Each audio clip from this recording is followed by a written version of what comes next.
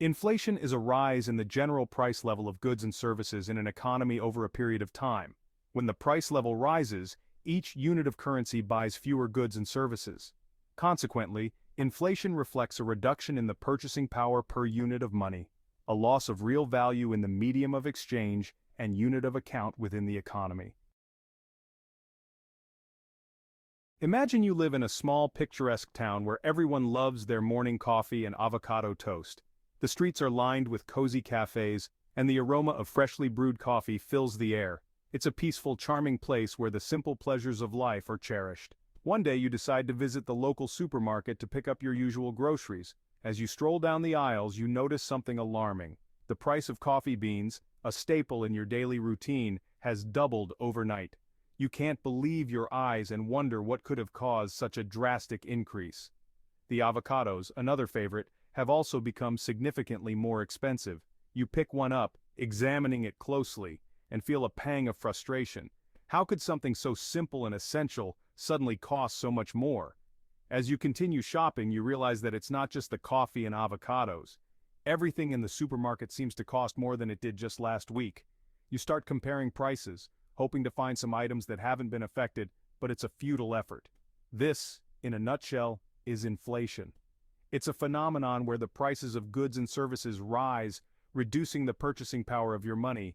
You feel the impact directly as your grocery bill climbs higher and higher. Your money doesn't buy as much as it used to.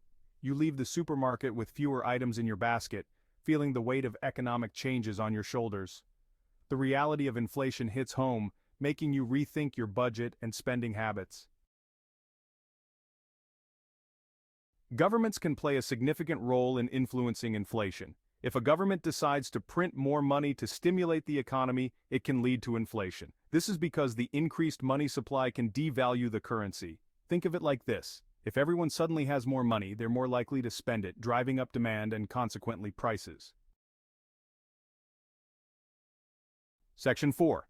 Interest rates, the inflation thermostat.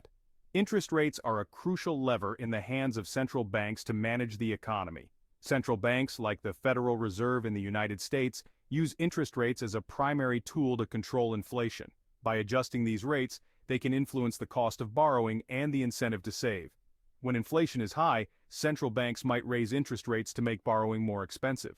This means higher costs for loans, mortgages, and credit cards, which can reduce consumer spending. This can help cool down the economy by discouraging spending and encouraging saving. Higher interest rates can lead to reduced demand for goods and services, which can help bring down inflation. Conversely, when inflation is low, central banks might lower interest rates to stimulate economic activity. Lower rates make borrowing cheaper, encouraging both consumers and businesses to take out loans and spend more. This increased spending can help boost economic growth and push inflation towards a desired level. Section 5. Real-world examples, from stimulus checks to hyperinflation. The COVID-19 pandemic provides a recent example of how government policies can impact inflation. During this unprecedented time, economies around the world faced severe disruptions. Businesses closed, unemployment soared, and consumer spending plummeted.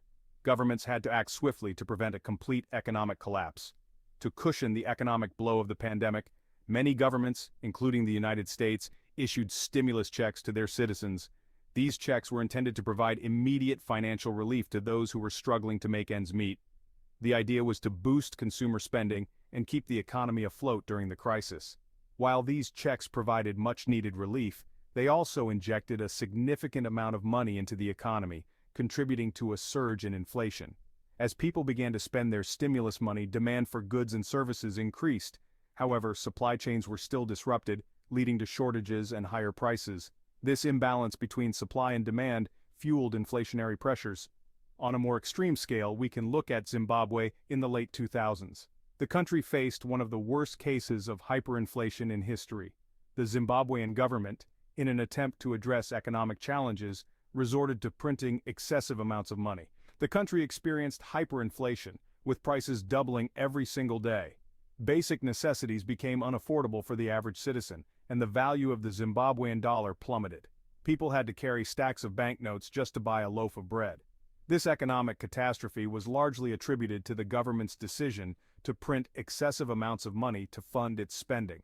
The lesson here is clear. While government intervention can provide short-term relief, it must be carefully managed to avoid long-term economic consequences.